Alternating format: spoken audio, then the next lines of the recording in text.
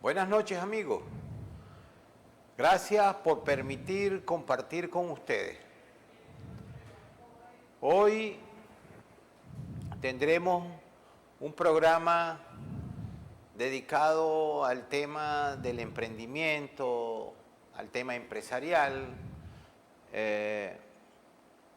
con la idea de orientar un poco la situación del país, las posibilidades que a pesar de la crisis y a pesar de las circunstancias pudiéramos tener en un momento dado. El país tiene situaciones bastante difíciles. Alguien decía que los países nunca sucumben, que los países las naciones no se acaban. Es decir, pasan por procesos difíciles, pasan por situaciones, hay cambios que se van produciendo en la vida de cada país, pero que al fin y al cabo siempre consiguen algún mecanismo de salida. Nosotros tenemos en los últimos años, yo diría que los últimos 10 años, 10, 11 años, vamos como que de crisis en crisis, pareciera que fuésemos como perdiendo cada vez más situaciones,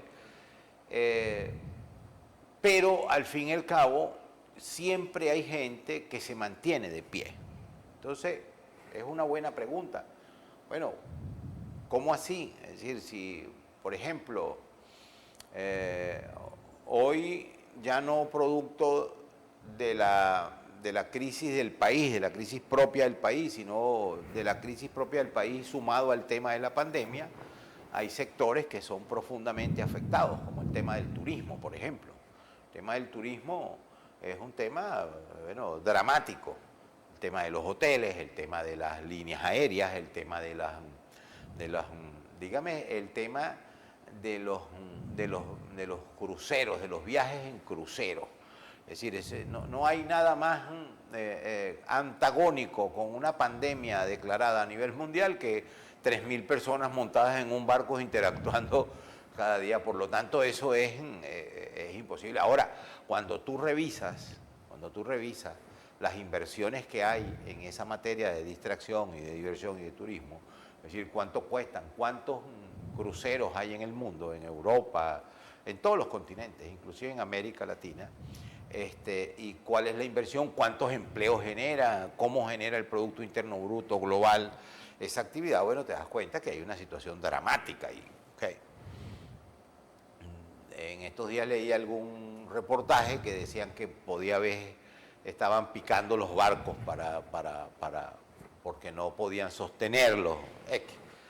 Lo cierto es que en momentos de crisis había un señor que decía, un viejo en donde yo me crié en Margarita, decía, déjame ir despacio porque estoy apurado, tengo prisa, de manera que tengo que ir despacio para poder llegar con mayor seguridad. Es decir, que la teoría de que estoy apurado y correr en eso no necesariamente está ligada a que vas a llegar más temprano, es probable que inclusive te retrase.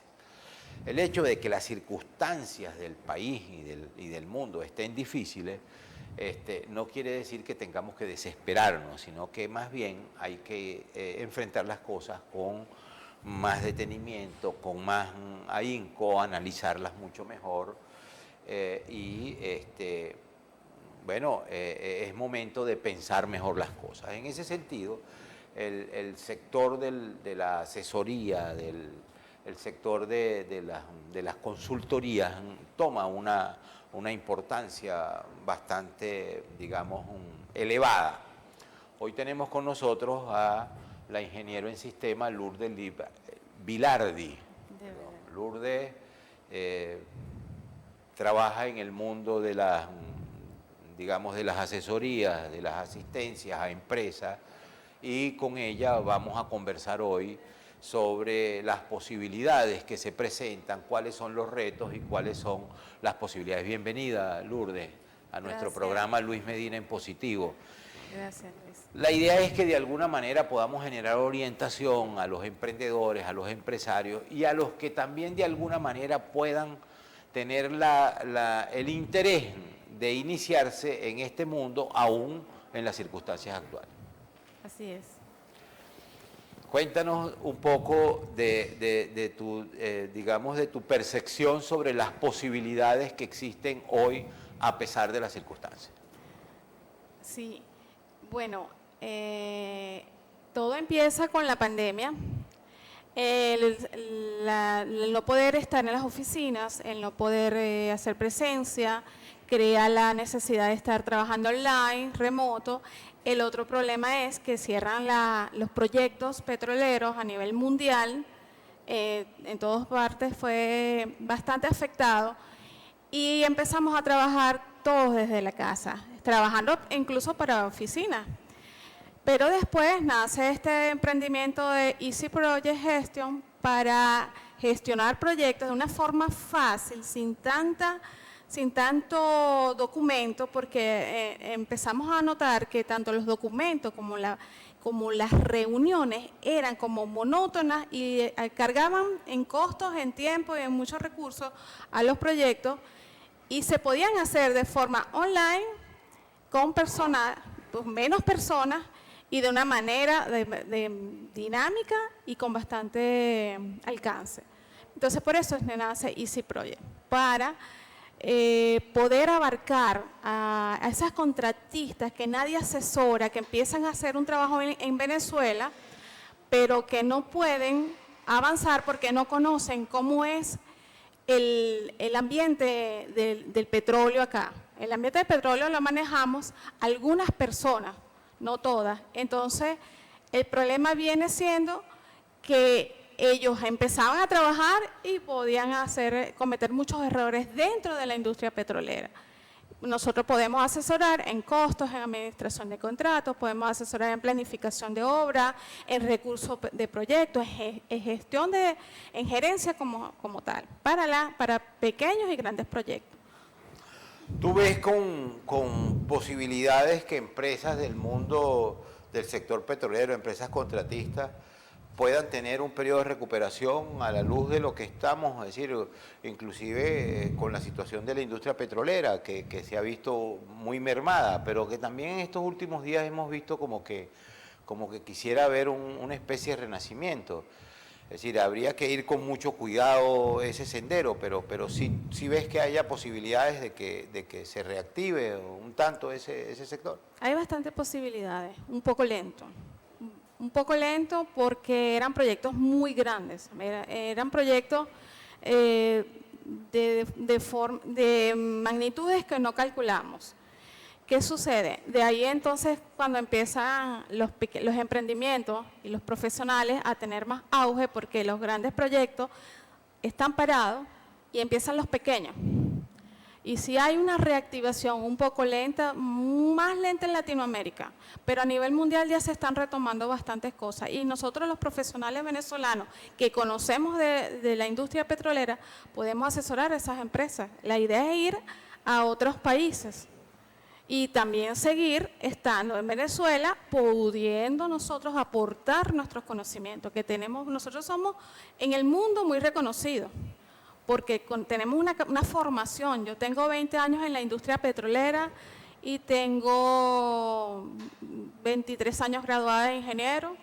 Entonces son bastantes las cosas que hemos visto. Digamos, la importancia de que en tiempos difíciles hay que como que afinar bien las cosas y obviamente hay... digamos que hay la percepción, puede haber la percepción. Yo como empresario y como hombre también metido en el mundo de los negocios y la producción, a veces tenemos sacamos la conclusión de que si la cosa está difícil, eso de estar gastando dinero en consultoría puede ser una partida que me puedo ahorrar, ¿verdad? Entonces, si me ahorro esa partida de consultoría, puedo ser más eficiente. Y yo me imagino y es así, que los consultores tienen una opinión muy diferente.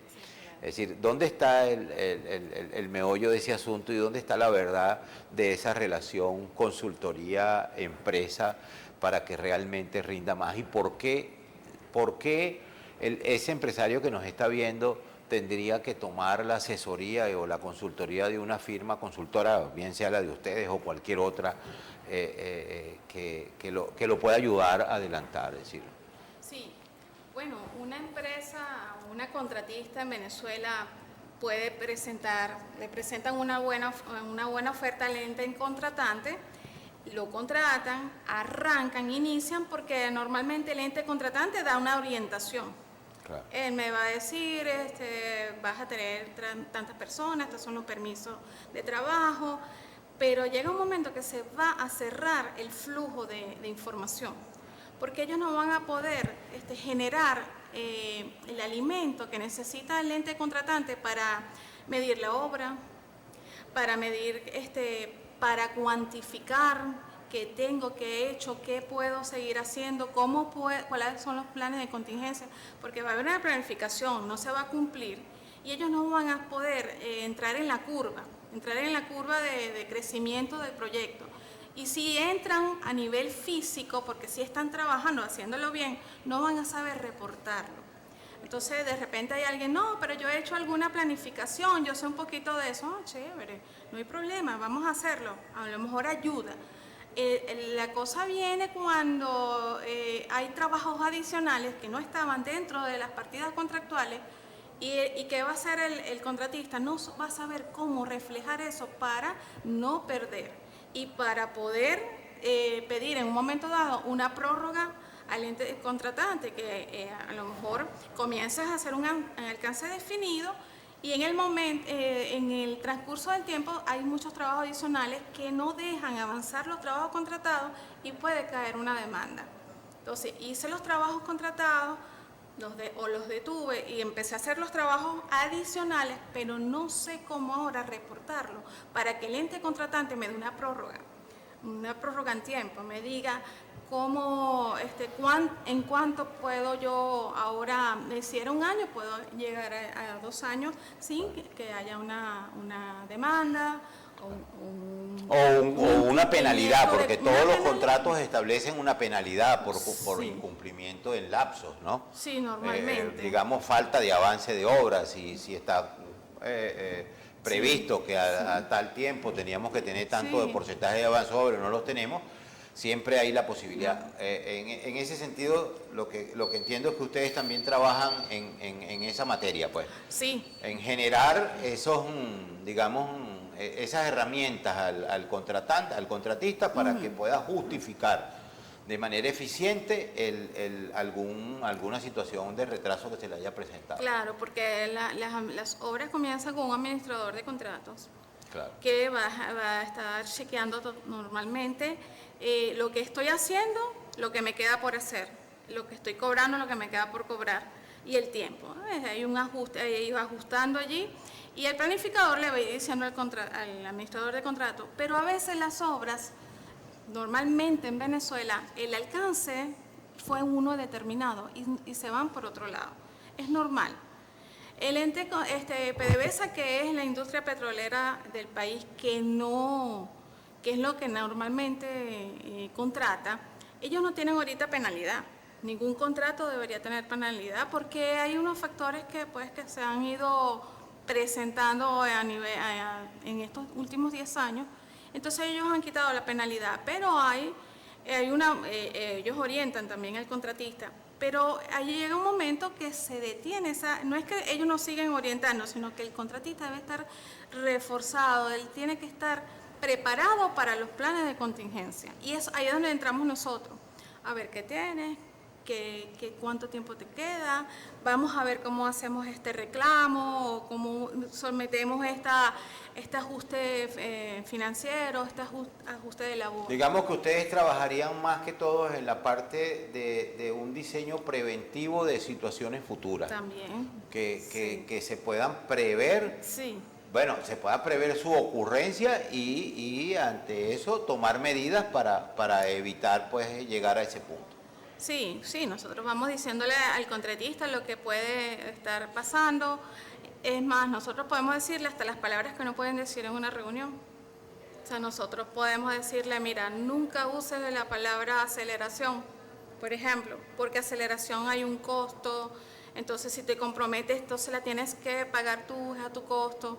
La aceleración, por ejemplo, eso se ve mucho en contrato. El ente contratante, si autoriza una aceleración, él la paga, ¿sí? Entonces, un contratista no puede asumirla porque quedaría los números en negativo. Entonces, nosotros vamos previendo, ayudamos con las cartas contractuales, los ajustes. ¿Hay manera de establecer un mecanismo que nos permita tener una idea de qué tan rendidor me puede servir, me puede ser una firma de consultoría, es decir, a la hora de yo contratarla, pues, porque Sí. obviamente eso tiene un costo, pues, Sí. ¿me entiendes? Entonces, pero eso debería tener una justificación, eso lo podríamos cuantificar. Sí lo podemos cuantificar porque el contratista está, según contrato, obligado a tener un planificador de obra, un controlador de obra, un administrador de contratos, un gerente de proyectos, un gerente de construcción. Entonces, todas estas figuras, menos el gerente de construcción, que sí debe estar en la obra, empresa y en la obra. y en la obra, estas figuras las podemos... ¿Las pueden absorber ustedes? Sí, claro. Ah, ok. Entonces, es decir, que ya esas figuras están previstas en el presupuesto del contrato. Sí, deberían. Ellos tienen los contratos siempre tienen un gasto administrativo. Claro, que hay es obvio. que tiene que justificarse. Eso no es que yo digo, mi administración es el 20%, pero dime dónde y cómo está establecida. A ver, al regreso me gustaría, porque por ejemplo eso tiene unas incidencias. Yo siempre he manejado, hay unos amigos, por ejemplo, en Anaco que tienen una empresa de asesoría en materia de administración de personal. Yo digo, bueno, pero ¿qué? Es decir, realmente justifica el yo tener una consultora versus tener un personal y mantenerlo, sobre todo cuando yo soy contratista, que de repente estoy haciendo un trabajo ahora y paso 3 meses sin hacerlo. Es interesante que quienes nos vean puedan valorar el costo, es decir, si hay un ahorro, por ejemplo, en el caso de empresas contratistas, que en el mundo de la industria petrolera, por ejemplo, en este momento tengo 3 contratos, pero llega un momento en que tengo uno solo, ¿ok? Entonces, el peso del personal que yo tenía, ¿verdad?, para mantenerlo cuando no tengo esos 2 contratos, es decir, eso tiene un costo que de repente yo no lo meto cuando yo voy a valorar la posibilidad de una consultora. Sí. ¿Qué incidencia puede tener eso? Bueno, precisamente, Luis, si tienes la asesoría o la consultoría contratada, va a ser para ese contrato específico. Claro. En cambio, si tienes un personal, tienes que ser, no hay trabajo, el personal está cobrando, Así es. hay un pasivo laboral, hay una rotación de personal, hoy empiezan, mañana se van. Entonces, gastas, bueno, hay un costo asociado a la formación, a toda la formación, no solamente empresarial, personal, porque tienes que tener buena... Sí, a la capacitación profesional, pues. Profesional. Y que, bueno, de repente hay una obra determinada. Si es una termoeléctrica, no es igual que una construcción, porque hay otros riesgos, otras cosas que hay que tomar en cuenta. Entonces, una planta en construcción o una obra en construcción de un edificio tiene otro tipo de variantes. Pero si estoy en una termoeléctrica, yo estoy capacitando a mi personal para la termoeléctrica, la competencia lo agarra y se lo lleva. Claro. Entonces perdimos tiempo, perdemos dinero. Con una consultora, no es así. Con una consultora nosotros garantizamos que desde inicio hasta el final vamos a estar velando por su contrato.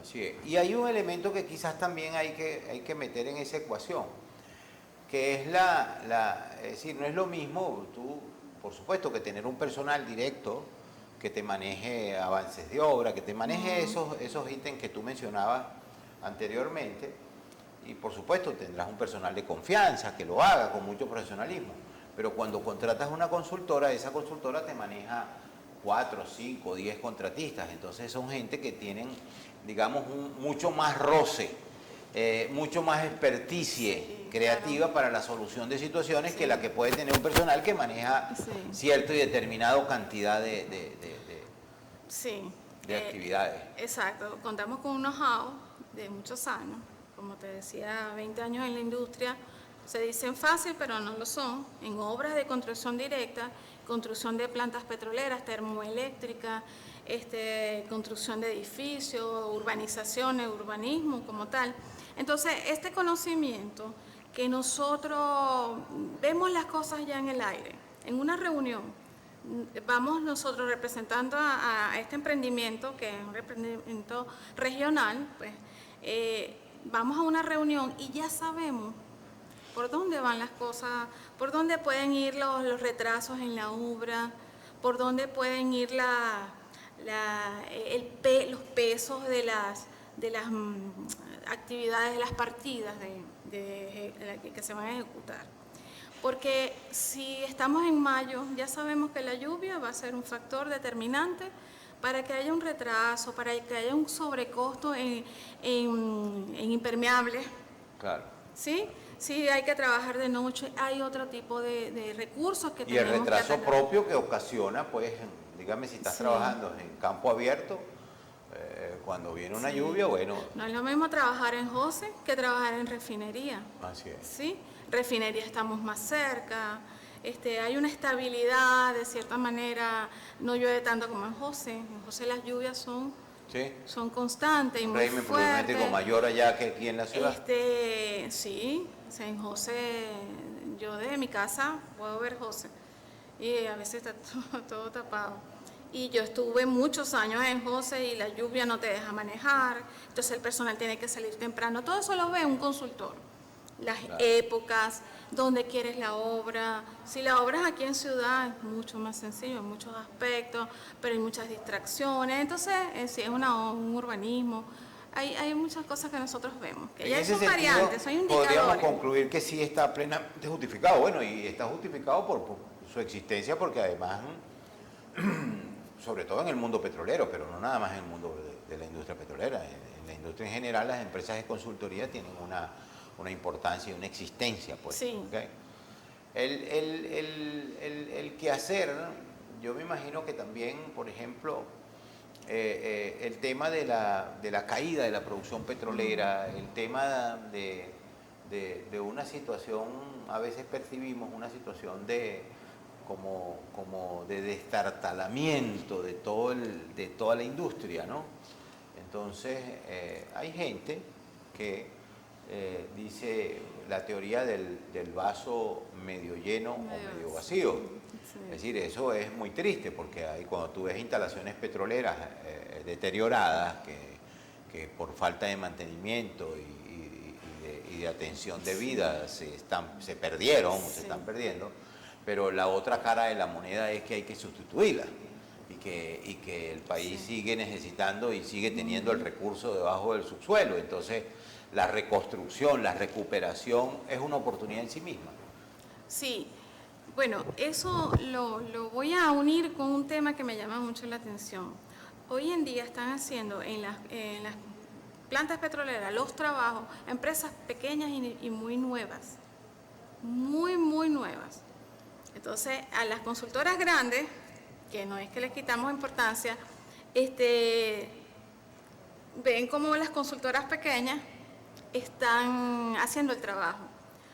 Porque de repente el costo operativo de una consultora, un emprendimiento como el de nosotros, un emprendimiento que es un grupo interdisciplinario, cada uno experto en su área y accesible, totalmente accesible, y que podemos trabajar para el mundo, podemos abarcar varios proyectos, desde los pequeños hasta los grandes. Entonces, sí hay una recuperación, porque sé que hay contratos de la industria que están saliendo para esas recuperaciones de espacios, de avenidas dentro de las plantas petroleras. Son trabajos muy pequeños, pero importantes, de mantenimientos. Sí hay unos trabajos de la maleza. La maleza es el desmalezamiento. Tú pasas por estaciones en el sur del estado, por ejemplo, y te encuentras con estaciones que la maleza las cubrió y eso daña también.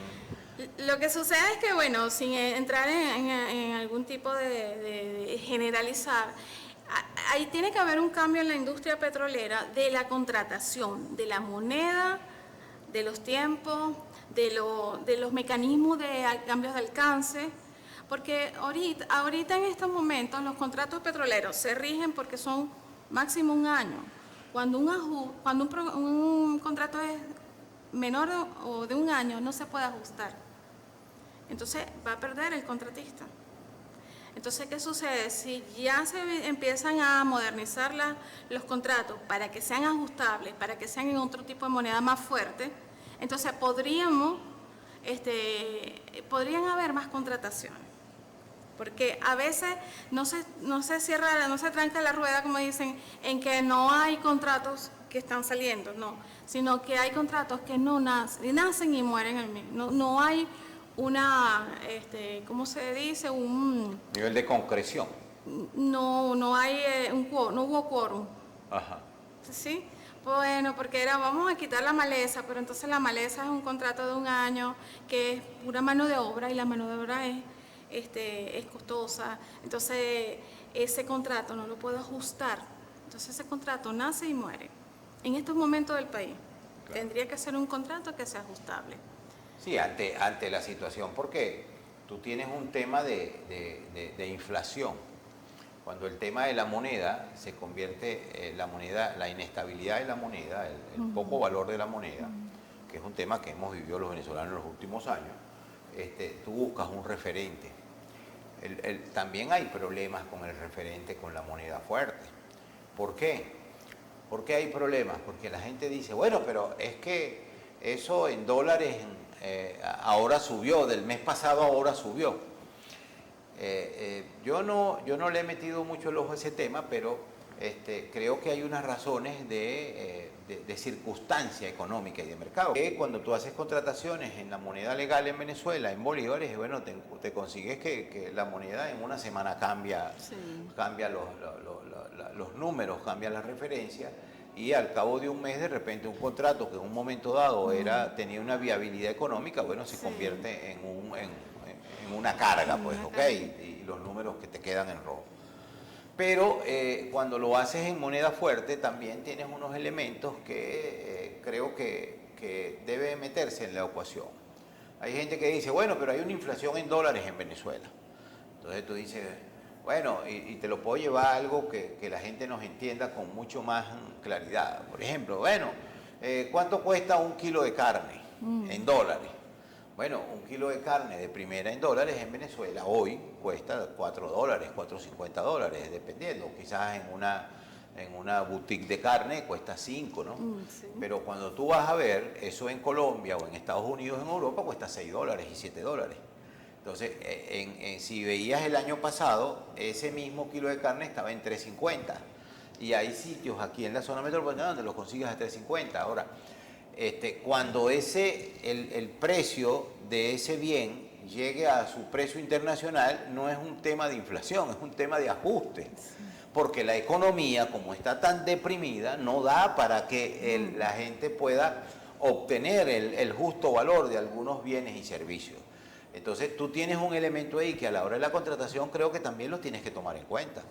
Sí, sí, bueno, cuando un trabajador va a obra, hay un factor de prestaciones sociales que se le aplica porque él lleva botas, él lleva lentes, lleva máscaras, lleva ahora los elementos de bioseguridad, todo eso tiene un costo. Ese costo se asocia a ese trabajador. Claro. Entonces ese señor, si me cuesta su nómina $1, a veces el equipo de seguridad industrial me cuesta $9 ese señor en la obra. Claro. Ya no es $1. Entonces, ¿qué sucede? Nosotros tenemos mecanismos de ajuste para saber y presentar qué está subiendo, porque a lo mejor la nómina no sube, porque la nómina es un sueldo que eso va con contratos colectivos. Pero sí suben los materiales de oficina, los materiales asociados a esa obra. Entonces nosotros tenemos los mecanismos para ajustar ese costo labor, esa administración, eso lo tenemos nosotros. Esa capacidad de decir, vamos a presentar, vamos a reunirnos para presentar una explicación a nivel de todos los parámetros contractuales, donde el ente contratante comprenda, entienda y pueda ajustar el contrato. Ahora bien, en este mundo de la consultoría y de las empresas consultoras, por supuesto, en los últimos años, como todos, ha sufrido pues un detrimento y una caída Sí. en la movilidad económica de los contratantes y de los contratados. Por lo tanto, los que te contratan a ti, que son los contratados, todo eso menos. Y eso ha sucedido en todas partes, es decir, hay empresas, ¿ok?, que de alguna manera han migrado, si bien no totalmente, se dedican a una actividad específica y de repente tú los ves y empiezan a atacar algunas otras áreas, ¿ok?, Claro. que yo las llamo a decir como de cubrirse la espalda, pues. ¿Eso les ha pasado a ustedes en el mundo de la consultoría? Claro, nos ha pasado, y sobre todo post pandemia, porque las contratistas que son tan nuevas, es necesario que sean conocidas. Entonces ellos, ¿cómo puedo yo hacer que me conozca el medio petrolero, el medio de la construcción? Entonces hay profesionales en la zona que se dedican al manejo de redes sociales, al manejo de páginas web, a esa publicidad, ese marketing digital, que es excelente, que es tan llamativo. ¿Y qué sucede? Que eso ha sido parte ahora de nuestro emprendimiento.